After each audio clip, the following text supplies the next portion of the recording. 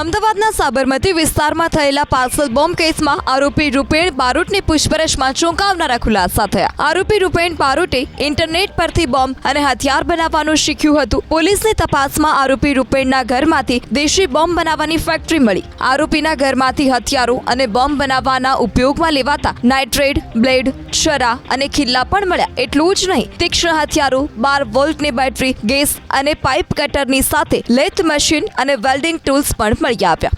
2 જીવતા બોમ્બ મળી આવતા પોલીસે BDDS અને FSLની મદદથી ડિફ્યુઝ કરવામાં આવ્યા। પોલીસે બોમ્બ પહોંચાડનારા ગૌરવ ગઢવી અને અન્ય એકની અટકાયત કરી છે।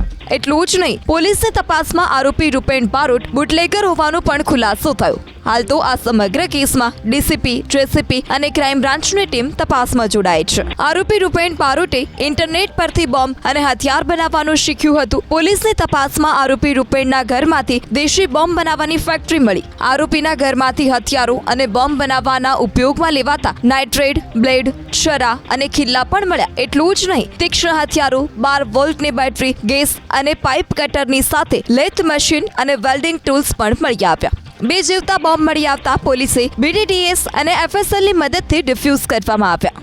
પોલીસે બોમ્બ પહોંચાડનારા ગૌરવ ગઢવી અને અન્ય એકની અટકાયત કરી છે। એટલું જ નહીં, પોલીસની તપાસમાં આરોપી રૂપેણ બારોટ બુટલેગર હોવાનો પણ ખુલાસો થયો। હાલ તો આ સમગ્ર કેસમાં DCP, JCP અને ક્રાઇમ બ્રાન્ચની ટીમ તપાસમાં જોડાઈ છે।